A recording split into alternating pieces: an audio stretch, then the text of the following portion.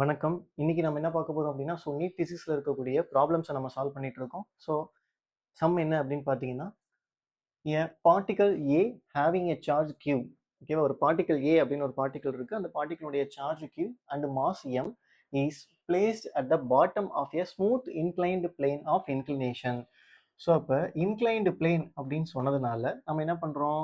ஒரு inclined plane சர்ஃபேஸ நம்ம draw பண்ணிக்கலாம். இது வந்து பாட்டம் சர்ஃபேஸ். இதுதான் வந்து அந்த இன்க்ளைன்டு சர்ஃபேஸ். இது கண்டிப்பா நடுவுல ஆங்கிள் தீட்டா இருக்கும் இல்லையா? அப்ப என்ன சொல்றோம்? இந்த பாட்டம்ல தான் ஏங்கிற பாயிண்ட்ல Q அப்படிங்கிற சார்ஜ் இருக்கு. அந்த சார்ஜ்னுடைய மாஸ் வந்து m. Okay. Theta. Where should a block B? புதுசா இன்னொரு பிளாக் எடுத்துட்டு வரோம். Same charge, having the same charge and mass m.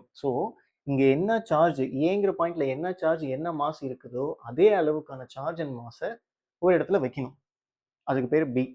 placed on the inclined plane show that it may remain in equilibrium. equilibrium அப்படின்னு என்ன அர்த்தம்? இந்த charge இந்த பக்கம் போகக்கூடாது, இந்த சார்ஜ் இங்கேயும் போகக்கூடாது. அந்த மாதிரி ஒரு டிஸ்டன்ஸ்ல வைக்கணும்னு சொல்லியிருக்காங்க. கரெக்டா? அப்ப என்ன பண்ண போறோம் அப்படின்னு கேட்டீங்கன்னா, அதுதான். அப்ப இந்த இடத்துல அந்த பிளாக் இருக்கா? இந்த இடத்துல நம்ம ஒரு அசம்ஷன் வைக்கிறோம். டிஸ்டன்ஸ் நம்ம கண்டுபிடிக்கலாம். ரைட். இந்த மாதிரி ஒரு பிளாக் இருக்கு. ஸ்மூத் இன்க்ளைன்டு சர்ஃபேஸ் தான் இது. ரைட். இப்போ நமக்கு தெரியும் இந்த மாதிரி இன்க்ளைண்டா இருந்துச்சுனாலே நம்ம இப்போ லாஸ்ட் சம்ல கூட நம்ம பார்த்துருந்தோம். டென்ஷன் அப்படிங்கும்போது T cos theta, T sin தீட்டான்னு ரெண்டா பிரிச்சிருந்தோம் இல்லையா? அதே போல இதுலயும் நம்ம பிரிக்க போறோம். அதுக்கு முன்னாடி இதுல என்னென்ன ஃபோர்ஸஸ் ஆக்ட் ஆகுதுன்றதை நம்ம பார்க்கணும். நமக்கு நல்லா தெரியும் என்னது, இந்த டவுன்வர்டு ஃபோர்ஸ், அதாவது mg. சரியா? டவுன்வர்ட் ஃபோர்ஸ் என்ன இருக்கு? mg. அப்போ இதுவும் சார்ஜ், இதுவும் சார்ஜ். அப்போ என்னுடைய ஃபோர்ஸ் வந்து இந்த டைரக்ஷன் f. ஓகேவா? என்னுடைய ரிப்பல்சிவ் ஃபோர்ஸ் வந்து இந்த பக்கம். இதுவும் என்ன பண்ணுது? ரிப்பல்ஷன் தானே பண்ணாது, சேம் சார்ஜ் அப்படிங்கிறதுனால. ஓகே. இப்போ என்ன பண்ண போறோம்? இதுக்கு பெர்பெண்டிகுலரா இருக்கக்கூடியது நார்மல். Okay, normal force.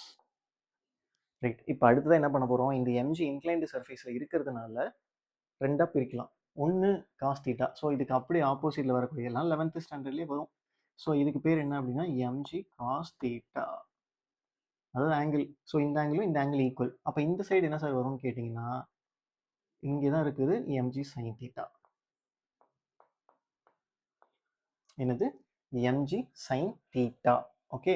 இதான் நமக்கு இருக்கக்கூடிய டயக்ராம். அவங்க கேட்டது அதே போல இதனுடைய டிஸ்டன்ஸ். இந்த டிஸ்டன்ஸ் நம்ம என்ன எடுத்துக்கலாம் அப்படின்னா dன்னு எடுத்துக்கலாம். சரியா? ரெண்டு சார்ஜுக்கு நடுவில் இருக்கக்கூடிய டிஸ்டன்ஸ். ரைட். இப்போ கவனிங்க. நமக்கு தெரியும் என்ன தெரியும் அப்படின்னு பாத்தீங்கன்னா, ஒண்ணுக்கு ஒண்ணு எப்படி இருக்கு? ஆப்போசிட்ல இருக்கா? mg cos theta is equal to n அப்படின்னு கிடைக்கும். ரைட். அது ஒரு பக்கம் இருக்கும். இப்போ நமக்கு தெரியும் கூலும் ஃபோர்ஸ்னுடைய ஃபார்முலா என்னது?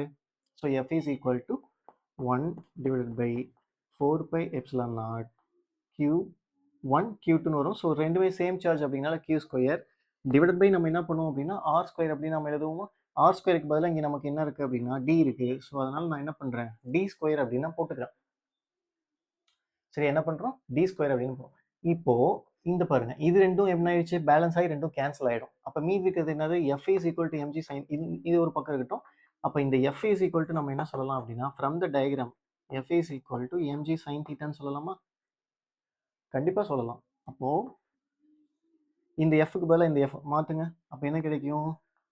mg sin theta is equal to என்ன இருக்கு? 1 by 4 pi epsilon naught Q square divided by D square. நமக்கு தேவை என்ன அப்படின்னா, அந்த எந்த டிஸ்டன்ஸ்ல வச்சா ரெண்டு சார்ஜும் பேலன்ஸ்டா இருக்கும், ஈக்குலிபிரியம்ல இருக்குன்றதுதான் கேள்வி. கொஸ்டின் அதுதான். அப்ப என்ன பண்ணுங்க? டி ஸ்கொயர் அந்த பக்கம் எடுத்து வந்துருங்க. சரியா? அப்ப என்ன கிடைக்கும்? T square is equal to 1 by 4 pi epsilon naught Q square divided by mg sin தீட்டான்னு எழுதலாமா? நமக்கு தேவை வெறும் டி தான். அப்ப டி இஸ் ஈக்குவல் டு என்ன கிடைக்கும்? அப்போ 1 by 4 pi epsilon naught Q square divided by mg sin theta. Whole power ரூட்னு வரும். அதனால நம்ம என்ன பண்ணிக்கலாம்? 1/2 கூட எடுத்துக்கலாம். இந்த Q கூட நம்ம வெளியே எடுத்துக்கலாம். இல்லைன்னா அப்படின்னா இதோட கூட முடிச்சுக்கோங்க. இதுதான் நமக்கு இருக்கக்கூடிய ஃபைனல் ஆன்சர். நீங்க ஆப்ஷன்ல எப்படி கொடுத்துருக்காங்கன்றத பார்த்து தான் நம்மளால முடிவு பண்ண முடியும். சரியா? ரொம்ப ஒரு சிம்பிளான சம் தான். கண்டிப்பா உங்களுக்கு புரிஞ்சிருக்கும்னு நினைக்கிறேன். மறக்காம நம்மளுடைய சேனலை நீங்க சப்ஸ்கிரைப் பண்ணிக்கோங்க. நன்றி.